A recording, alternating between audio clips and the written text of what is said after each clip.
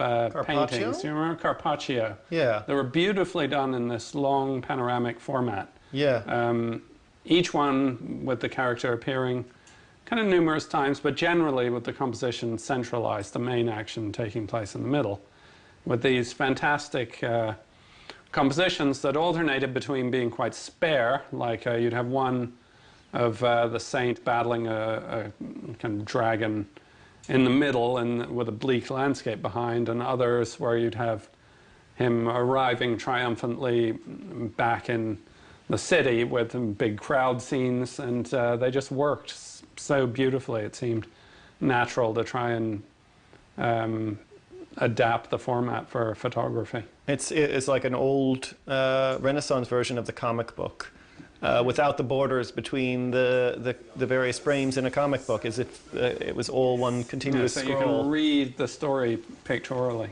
And that intrigued us, and to see if we could shift that format to photography. And with the advent of the digital camera and Photoshop, we were able to very smoothly connect all these scenes in a way that we wouldn't have been able to do it as smoothly. Okay, I've got... I need maybe a ruler or something to know how long it goes this way and how long the other way. Well, it depends if you want to center it or if this project we're trying to push the panoramic thing as absolutely as far as it can be pushed by having it be immensely long and by also having it start on the Earth, then go to the moon, then come back, all within one picture. We had a very large amount of things that it felt like we could make a moon rover out of. Huge pile of stuff, and so we just basically started improvising.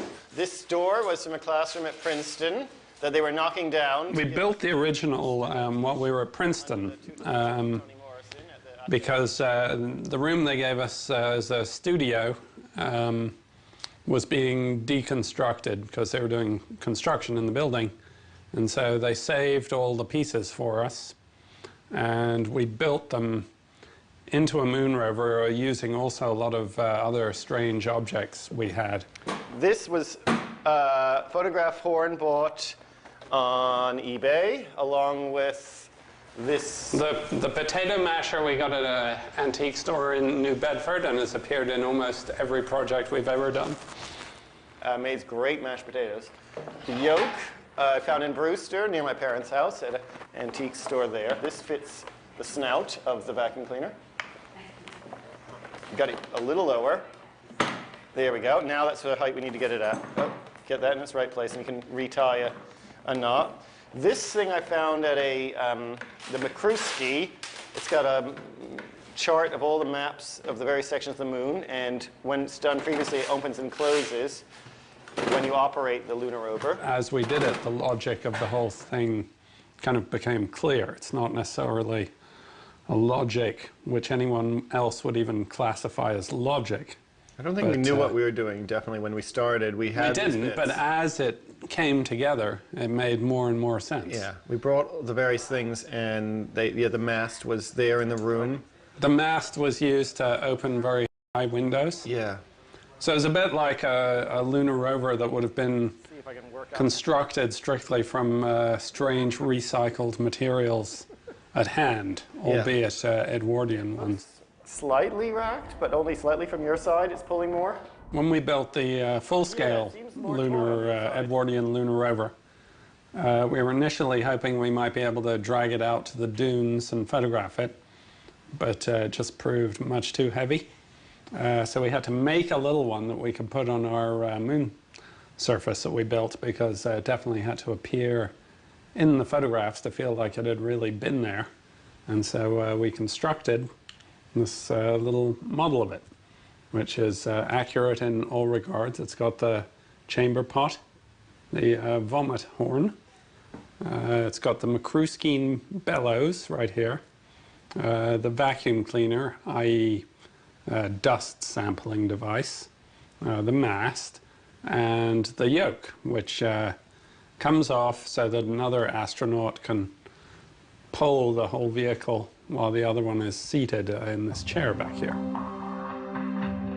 It's a sort of a battle of influences between the two of us to shape a project, and it's the melding of two minds leads to this strange path that neither of us would have gotten to on our own in any way. You can feel a bit like a numpty doing it yourself. Yes, you do Helps feel to have stupid. two people. We did find that when the two of us were together creating these fantasies, it somehow made it more real and less silly or something. That also becomes more obsessive when you have two minds completely focused. And already looks way better. Oh, yeah. We're both control freaks battling each other for Which control, is interesting yet when letting you go. have two control freaks doing a collaboration. It's called argument.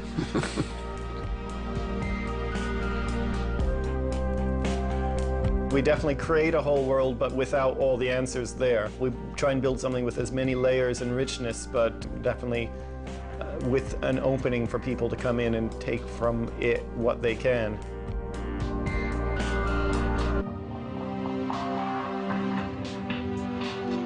People sometimes object to the fact that we have humor in our work. They think it should be either serious or humorous and not both, but for us, the two things are completely wrapped up with each other.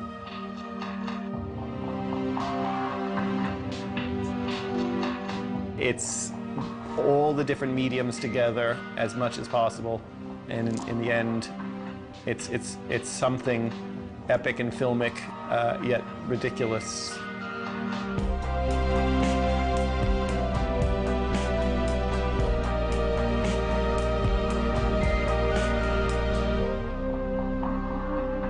Oh, yeah. Looks good? Yeah. Good. Oh, it's so worth it.